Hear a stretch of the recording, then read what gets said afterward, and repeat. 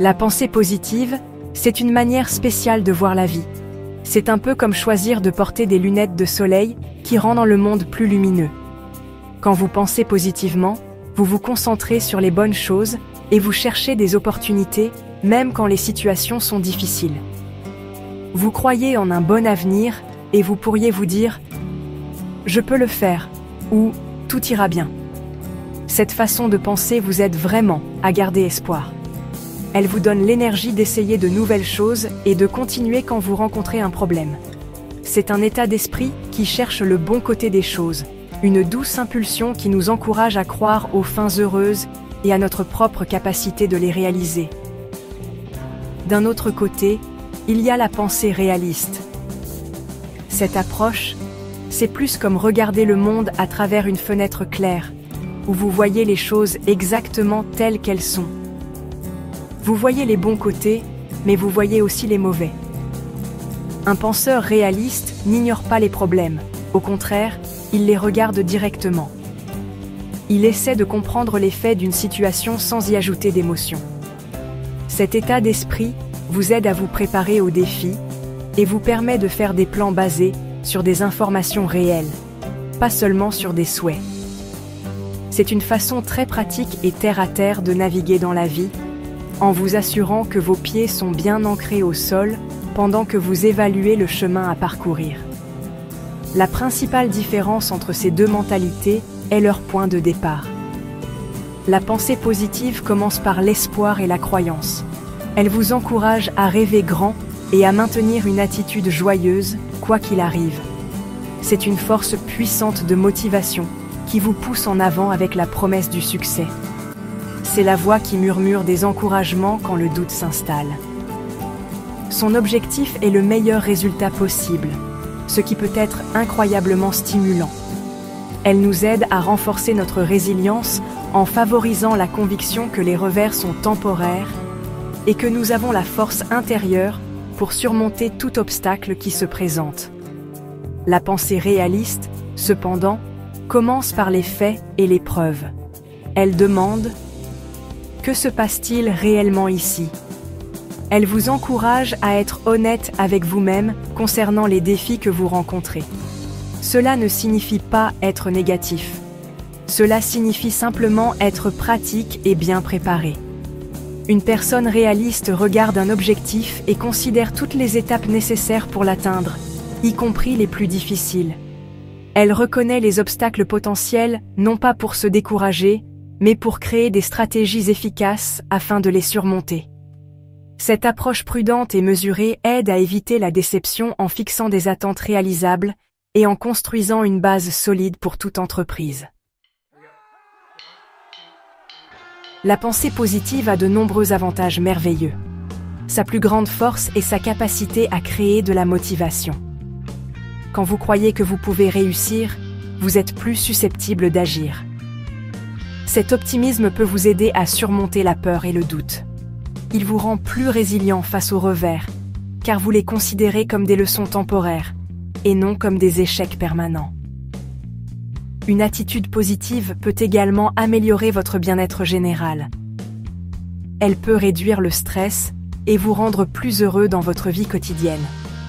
Cette mentalité alimente un cycle de succès. Croire en un résultat positif encourage l'effort, et cet effort mène souvent au résultat même que vous espériez. Cependant, la pensée positive a aussi ses limites. Si elle n'est pas équilibrée par une dose de réalité, elle peut devenir simple vœu pieux. Parfois, les gens utilisent la pensée positive pour ignorer des problèmes graves. Ils peuvent se dire que tout va bien alors que ce n'est pas le cas, ce qui les empêche de prendre les mesures nécessaires. C'est ce qu'on appelle la positivité toxique. Elle peut mener à de mauvaises décisions parce que vous risquez de ne pas vous préparer aux difficultés réelles. Par exemple, croire que vous réussirez un examen sans étudier n'est pas de la pensée positive. C'est une forme de déni qui vous mène à l'échec. Il est important de se souvenir que l'optimisme doit inspirer l'action et non la remplacer. La pensée réaliste a aussi des avantages significatifs. Sa principale force est qu'elle vous aide à prendre des décisions éclairées. En examinant tous les faits, vous pouvez créer des plans pratiques et efficace. Cette approche vous aide à anticiper les problèmes et à vous y préparer. Cela peut réduire l'anxiété parce que vous vous sentez plus en contrôle de la situation.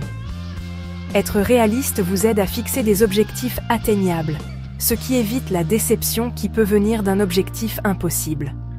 C'est une façon très fiable de naviguer dans des situations complexes, en vous assurant que vous êtes prêt à tout ce qui peut arriver et que vous pouvez adapter votre stratégie aux besoins. La faiblesse de la pensée réaliste est qu'elle peut parfois tourner au pessimisme. Si vous vous concentrez trop sur les problèmes et les défis, vous pourriez vous sentir découragé. Vous pourriez avoir peur de prendre des risques parce que vous pouvez voir tout ce qui pourrait mal tourner. Cela peut vous empêcher de poursuivre vos rêves ou d'essayer de nouvelles choses. Cela peut mener à un état d'inaction où la peur de l'échec potentiel l'emporte sur l'espoir de succès.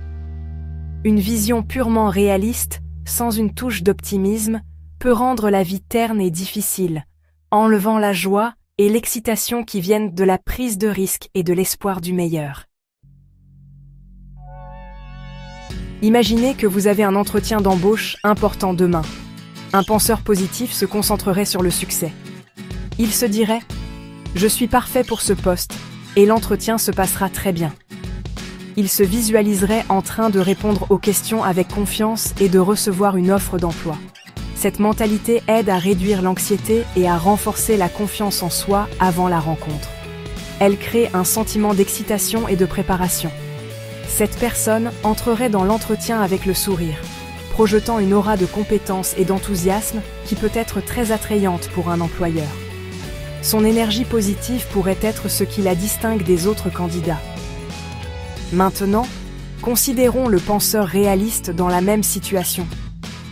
Il voudrait aussi le poste, mais sa préparation serait différente. Il penserait « C'est un rôle compétitif. Je dois être préparé aux questions difficiles. » Il ferait des recherches approfondies sur l'entreprise, pratiquerait ses réponses et même réfléchirait à ses faiblesses et comment les présenter de manière constructive.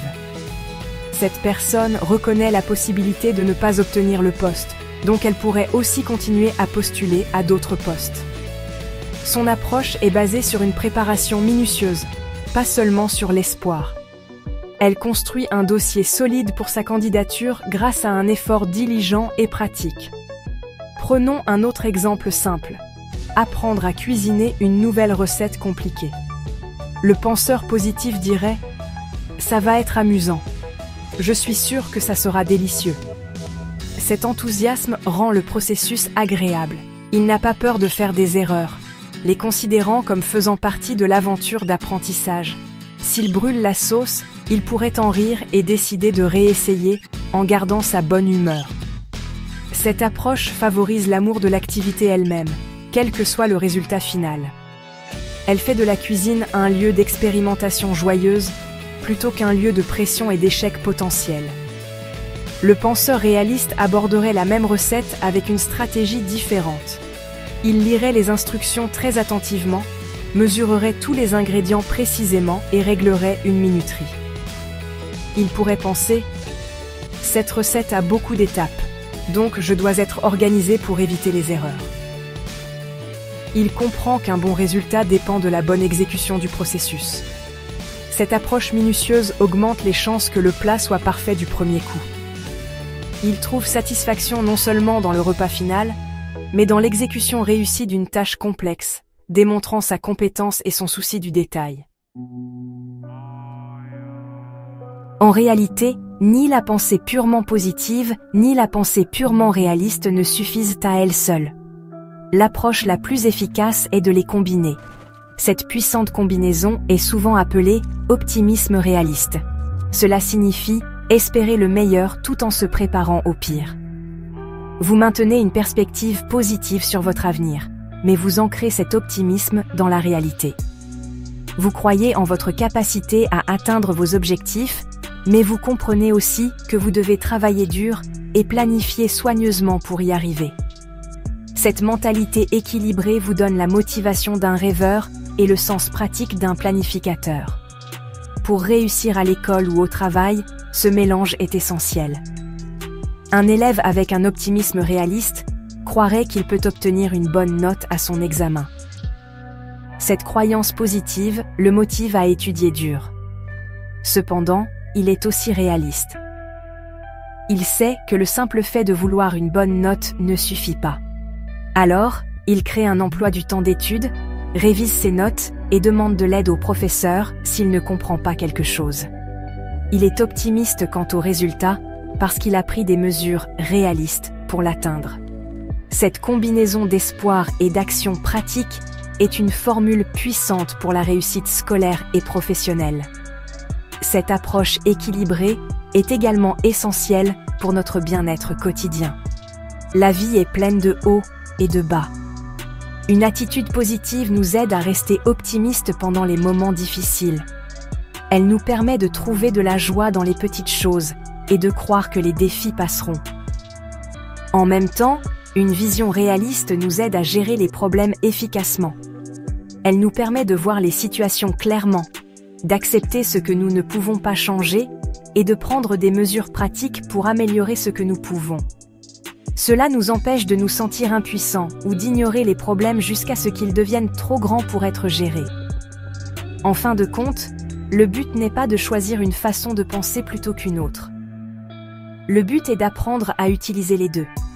Nous avons besoin de l'espoir du penseur positif pour commencer notre voyage, et de la carte du penseur réaliste pour nous guider en chemin. En mélangeant ces deux perspectives, nous pouvons poursuivre nos rêves avec courage et confiance, tout en étant préparés aux réalités de la route à venir. Cette combinaison nous permet d'être imparfaits, libres et heureux, naviguant dans nos vies avec un cœur plein d'espoir et un esprit clair, prêt à tout ce qui se présente. N'oubliez pas d'aimer et de partager avec vos proches